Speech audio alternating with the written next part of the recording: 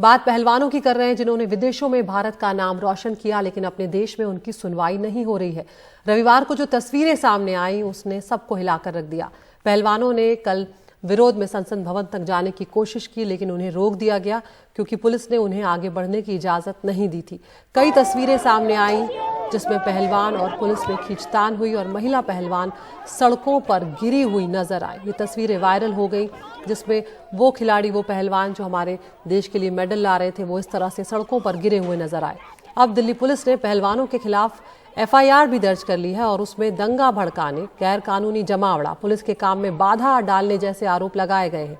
Delhi police ने संसद मार्ग थाने में केस दर्ज किया है। कल पुलिस ने प्रदर्शन कर रहे पहलवानों और उनके समर्थकों को हिरासत में ले लिया था और देर रात उन्हें छोड़ भी दिया गया। हिरासत से छूटने के बाद पहलवान बजरंग पुनिया ने कहा कि वो घर वापस नहीं जाएंगे और अब नए सिरे से आंदोलन करेंगे। इस बीच दिल्ली पुलिस के स्पेशल CP ने कहा कि पहलवानों ने बैरिकेड तोड़े और पुलिस के निर्देश नहीं माने और साथ ही कानून भी तोड़े हैं और इसीलिए उन्हें हिरासत में लिया गया। पुलिस ने जंतर मंतर को अब खाली करवा लिया है।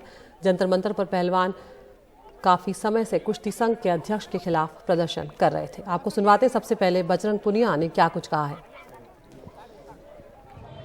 ब्रजभूषण पे FIR करने में 7 दिन लगा दिए, खिलाड़ियों के 7 घंटे भी नहीं लगाए। तो ये तो दिल्ली पुलिस को इसके लिए तो मेडल मिलना चाहिए। घर जाने का तो कोई मतलब ही नहीं है भाई, जब तक न्याय नहीं मिल जाता। अभी जाके 10 घंटे से जो हमारे साथी हैं सब अलग अलग डिटेन कर रखे थे, गिरफ्तार कर रखे थे। तो अभी सबसे लास्ट में मेरे को ही छोड़ा गया है। सभी 7 बजे 7:30 बजे छोड़ दिए थे, लेकिन सबसे लास्ट में मेरे को ही छोड़ा गया है। एक बार जाके मिलके बैठ के बात करेंगे, उसके बाद डिसाइड करेंगे। तो पहलवानों को इस हालत में देखकर कई लोगों ने दिल्ली पुलिस की इस कार्रवाई की आलोचना भी यहां पर की है और कई लोग अब समर्थन में भी आए हैं। फुटबॉल टीम के कप्तान सुनील छेत्री ने प्रदर्शन कर रहे पहलवानों के समर्थन में ट्वीट करते हुए लिखा है कि ये स्थिति यहां तक क्यों पहुंची कि बिना विचार किए पहलवानों को इस तरह घसीटा जा रहा है। कि किसी के साथ व्यवहार करने का तरीका नहीं है। मैं आशा करता हूं कि इस पूरी स्थिति का आकलन उस तरह से किया जाए जैसा होना चाहिए। और साथ ही नीरज चोपड़ा ने भी ट्वीट किया है। उन्होंने लिखा है कि ये देखकर मुझे दुख हो रहा है, इसका हल निकालने के लिए एक बेहतर रास्ता जरूर होना चाहिए।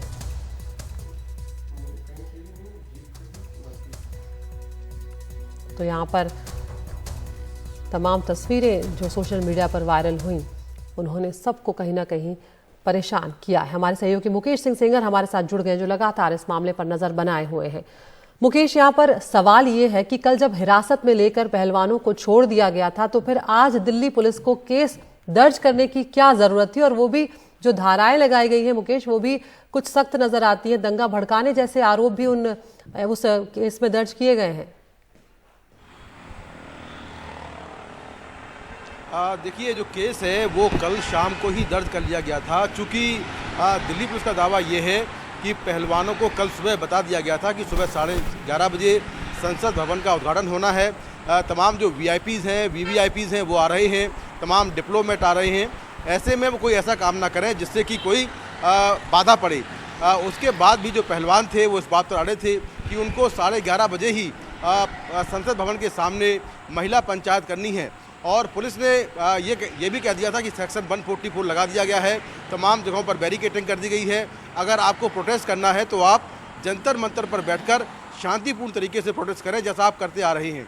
लेकिन पुलिस का दावा ये है कि 11:30 बजे जो पहलवान थे उन्होंने पहला बैरिकेड तोड़ा, फिर दूसरा बैरिकेड तोड़ा और उसके बाद जब वो तीसरे बैरिकेड पर पहुँचे और जहाँ से संसद भवन काफ़ी नज़दीक था तो उनको वहाँ पर रोका गया और रोकने के बाद सभी पहलवानों को डिटेन किया गया।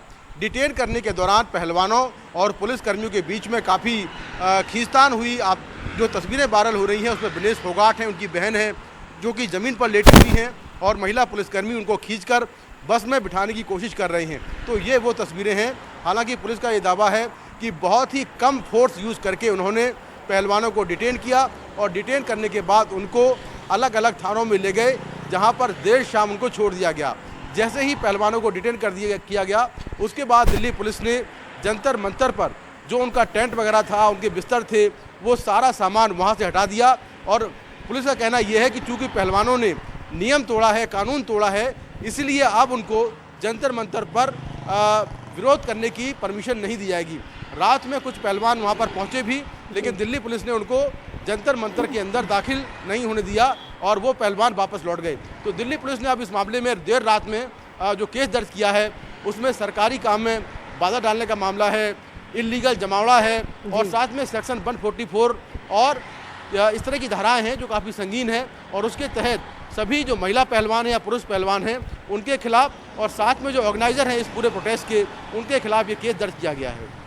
जी मुकेश, संक्षेप में ये भी बताएं कि अब पहलवानों को क्योंकि वहां से उन्हें जंतर मंतर से हटा दिया, अब उनकी आगे की रणनीति क्या होने वाली? क्योंकि हम बजरंग पुनिया को सुन रहे थे, वो कह रहे थे कि अब घर वापस जाने का तो सवाल ही नहीं, अब ये लड़ाई जारी रहेगी। देखिए बिल्कुल जो पहलवान हैं वो 23 अप्रैल पर गर्मी के बीच में जंतर मंतर पर धरना दे रहे हैं और उनकी जो मांग है वो अब तक पूरी नहीं हुई है। तो निश्चित तौर पर लड़ाई जो है काफ़ी आगे निकल चुकी है और ऐसे में पहलवान जो है वापस जाने के मूड में नहीं है। तो अभी जो तमाम पहलवान हैं वो मीटिंग करेंगे। मीटिंग में तय हुआ कि आगे किस तरह से इस आंदोलन को आगे ले जाना है, क्योंकि जंतर मंतर पर अब दिल्ली पुलिस उनको घुसने की परमिशन नहीं देगी। तो आगे क्या उनका आंदोलन किसी और रूप में आगे बढ़ेगा, इसको लेकर जो पहलवान है वो मीटिंग करेंगे और मीटिंग के बाद आगे की जो दिशा है वो तय होगी। जी बहुत बहुत शुक्रिया मुकेश, अपडेट के लिए हम आपके पास आते रहेंगे। तो यहाँ पर पुलिस ने कई संगीन धाराओं में मामला दर्ज किया है पहलवानों के खिलाफ और उधर पहलवानों का कहना है कि वो फिलहाल पीछे हटने वाले नहीं हैं।